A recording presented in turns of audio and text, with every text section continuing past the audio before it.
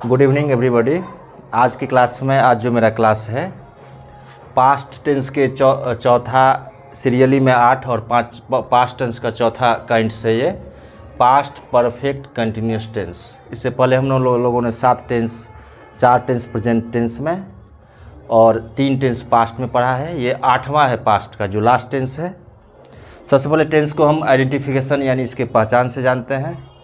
पहचान से यदि आप पढ़ते हैं तो ये आपके लिए बहुत ही कारागार साबित होगा। आप इसे आसानी से सीखेंगे। सेंटेंस को आप आसानी से आइडेंटिफाई कर सकते हैं।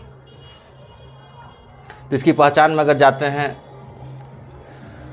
तो इसका आइडेंटिफिकेशन यानी पहचान ये है, इसके हिंदी वाक्य के क्रिया के अंत में, इसका जो हिंदी सेंटेंस है उसके अंत में ता आ रहा था, ऑब्लिक ती आ रही थी, ऑब्लिक ते आ रहे थे, तीनों में से कोई लास्ट में लगा रह सकता है, जिसको हम आइडेंटिफाई कर लेंगे कि ये पास्ट परफेक्ट कंटिन्यूस टेंस में है।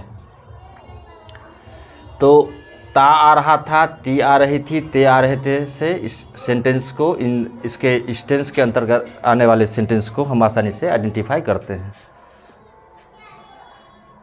इसके एग्जाम्पल में मैंने लिखा है वह सोमवार से पढ़ता आ रहा था। सोमवार जो कि एक निश्चित समय है, इसके लिए हम हमेशा सिंस का प्रयोग करते हैं। सिंस का प्रयोग थोड़ा चर्चा कर लें हम सिंस के प्रयोग पे। तो सिंस का प्रयोग मुख्यतः यहाँ जो मैंने लिखा है इसके अलावे भी प्रयोग होगा, लेकिन इतना समझ लेने से मोस्ट ऑफ ट्रांसलेशन, अधिकतर ट्रांसलेशन बन जाएगा। तो सिंस का जो पहला प्रयोग है, दिनों के नाम से पहले किसी भी दिन, 7 दिन होता है एक सप्ताह में, दिनों के नाम से पहले कोई भी दिन हो, अगर उसका नाम हो जैसे सोमवार, मंगलवार, इस तरह से अगर दिन का नाम दिया रहे तो उससे पहले आप सिंस का प्रयोग कीजिए। 2 नंबर में महीनों के नाम से पहले, before the name of months, यदि 12 महीने में किसी भी महीने का अगर नाम दिया रहे, जैसे यहाँ मैंने लिखा है जनवरी, इस तरह से दिया रहेगा फरवरी, मार्च, तो इससे पहले भी हम सिंस का प्रयोग कर सकते हैं क्योंकि ये निश्चित समय है। 3 नंबर में, ये जो 3 नंबर मेरा है, सालों के नाम से पहले जो साल का नाम है, नेम ऑफ द ईयर, जैसे कि 2005, 2008, 2010, इस तरह से कोई भी साल का नाम रहेगा, उससे पहले भी आप सिंस का प्रयोग कर सकते हैं। 4 नंबर सुबह से रहेगा या शाम से रहेगा, इस तरह से रहेगा, तो आप इन सब के पहले सिंस का प्रयोग करेंगे क्योंकि ये निश्चित समय है। इसके अलावे भी प्रयोग होता है जिसके लिए हमें डीप में जाना पड़ेगा। I will tell you in the next video. इसमें आई विल ओनली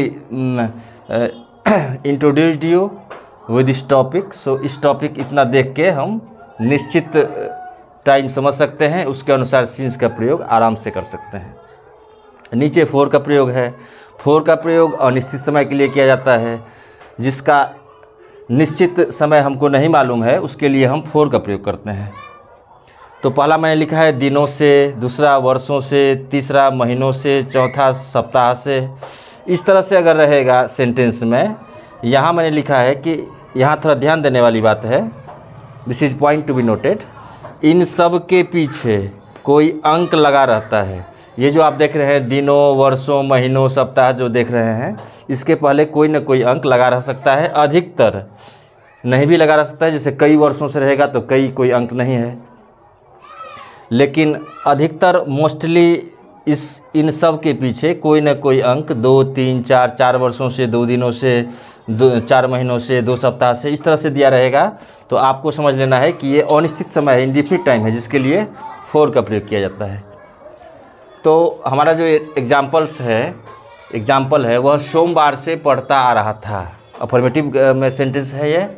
इसके लिए सोमवार एक निश्चित समय है, दिन का नाम है, जिसके लिए सिंस का प्रयोग करेंगे। तो पहले इसको देखते हैं।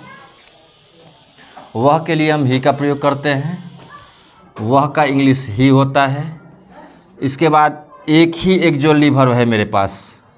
इसमें आसानी से बनाने लायक बात यह है कि हमारे पास एक ही एक्जुअली वर्ब है और एक ही एक्जुअली वर्ब का प्रयोग सारे सेंटेंस में करते हैं। किसी भी सब्जेक्ट के साथ हम हैड का ही प्रयोग करेंगे क्योंकि मेरे पास एक ही एक्जुअली वर्ब है। तो इसको ही के साथ, चूँकि सारे शब्द के साथ हैड ही लगाना है तो ही के साथ भी हैड लगा देते हैं।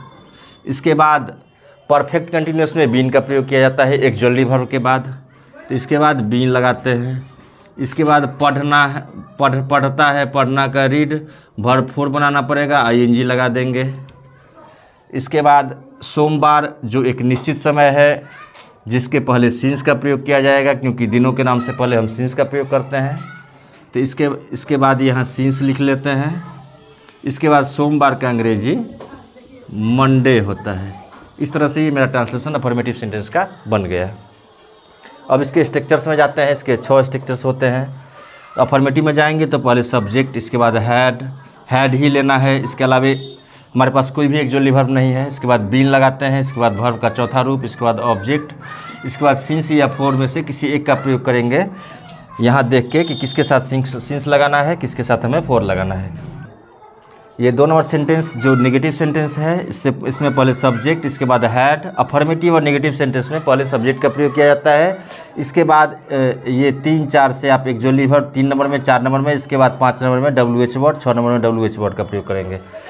तो नेगेटिव में हैड, इसके बाद नोट, इसके बाद बीन, इसके बाद वर्ब का चौथा रूप लगाएंगे जो ing लगा के बनता है इसमें। इसके बाद ऑब्जेक्ट, इसके बाद सिंस या फोर में से किसी एक का प्रयोग करेंगे, लास्ट में टाइम, नेगेटिव सेंटेंस बन गया। इसके बाद स्ट्रक्चर बन गया। इसके बाद 3 नंबर में जाएंगे तो पहले एक्जुअली वर्ब हैड लेना पड़ेगा, इसके बाद सब्जेक्ट, इसके बाद बीन, इसके बाद वर्ब का चौथा रूप लेंगे, इसके बाद ऑब्जेक्ट, इसके बाद सिंस या फोर में से किसी एक का प्रयोग करेंगे, इसके बाद लास्ट में टाइम और सबसे लास्ट में साइन ऑफ इंट्रोगेशन का प्रयोग करेंगे। ये हमारा yes no interrogative affirmative sentence है। हैड का प्रयोग करेंगे 4 नंबर में, इंट्रोगेटिव नेगेटिव सेंटेंस है। इसके बाद सब्जेक्ट लेंगे, इसके बाद नोट लेंगे, सब्जेक्ट के तुरंत बाद नोट का प्रयोग किया जाता है, हमेशा ध्यान रखना चाहिए। इसके बाद बीन, इसके बाद वर्ब 4, इसके बाद ऑब्जेक्ट, इसके बाद सिंस या फोर में से किसी एक का प्रयोग अकॉर्डिंग टू टाइम, मैंने वहाँ लिख दिया है। इसके बाद लास्ट में टाइम के बाद लास्ट में क्वेश्चन मार्क का प्रयोग करेंगे because this is an interrogative sentence. इसके बाद 5 नंबर में ये WH वर्ड में से कोई भी वर्ड पहले आएगा, इसके बाद आप हैड एक्जुअली वर्ब का प्रयोग कीजिएगा, इसके बाद सब्जेक्ट का, इसके बाद बीन का, इसके बाद वर्ब 4 का, इसके बाद ऑब्जेक्ट, इसके बाद सिंस या फोर में से किसी एक का प्रयोग करेंगे, लास्ट में टाइम और सबसे लास्ट में साइन ऑफ इंट्रोगेशन का प्रयोग कर देंगे। ये 5 नंबर स्ट्रक्चर कंप्लीट हो जाएगा। इसके बाद 6 नंबर में लास्टली पहले WH वर्ड लेंगे, इसके बाद हैड लेंगे, इसके बाद सब्जेक्ट लेंगे और इस 5 नंबर में नोट जोड़ेंगे तो 6 नंबर मिल जाता है। सारे टेंस में हम ऐसा करते आए हैं। तो सब्जेक्ट के बाद नोट लगा देंगे, इसके बाद बीन। अब ये नोट का प्रयोग जैसे कि मैं पढ़ाता हूँ, मैंने कई छात्रों को पढ़ाया है, तो I have seen that most of students use not after been. आपको नोट का प्रयोग बीन से पहले करना चाहिए। तो पहले नोट, इसके बाद बीन। नेगेटिव में भी पहले नोट, इसके बाद बीन। तो ये नोट का पोजीशन बीन से पहले होगा, जो कंफ्यूज हो सकता है तो इसे आराम से देख लें। नोट का प्रयोग इसलिए स्ट्रक्चर लिखा जाता है कि आप स्ट्रक्चर फॉलो करके ट्रांसलेशन को आराम से बना सकते हैं। इसके बाद वर्ब 4 लेंगे, इसके बाद ऑब्जेक्ट, इसके बाद सिंस या फोर में से किसी एक का प्रयोग करेंगे, लास्ट में टाइम और सबसे लास्ट में साइन ऑफ इंट्रोगेशन। 6 स्ट्रक्चर मेरा कंप्लीट हो गया। ये अफर्मेटिव सेंटेंस है। इसी में नोट लगा देंगे, जैसे वह सोमवार से नहीं पढ़ता आ रहा है तो हैड के बाद नोट लगा सकते हैं आप, नेगेटिव सेंटेंस में कन्वर्ट हो जाएगा। अगेन हम इसके इंट्रोगेटिव सेंटेंस में जा रहे हैं। तो interrogative sentence yes no interrogative है मेरा। क्या वह 2 दिनों से बात करता आ रहा था? तो इंट्रोगेटिव सेंटेंस को बनाने के लिए सबसे पहले एक्जुअली वर्ब का प्रयोग किया जाता है। मेरे पास हैड ही एक्जुअली वर्ब है तो पहले हम हैड लेंगे, इसके बाद ही सब्जेक्ट है, इसके बाद बीन लगाएंगे। बात करना है तो इसका अंग्रेजी टॉक होता है, इसमें आप ing लगा के इसे वर्ब 4 बना सकते हैं। इजीली बनाना है ट्रांसलेशन, क्योंकि आपके पास सारा स्ट्रक्चर्स है, आप उसको देख के आराम से बना सकते हैं। अगर आप ज़्यादा टेंशन लेके पढ़िएगा तो आप सीख नहीं पाइएगा, इसलिए इजीली इसे कंफर्टेबली आराम से स्ट्रक्चर देख के हम ट्रांसलेशन को बना लेंगे। टॉकिंग हो जाएगा। मेरा टाइम 2 दिनों से है, जो कि एक अनिश्चित समय है, इंडिफिनिट टाइम है, इसके लिए 4 का प्रयोग करते हैं।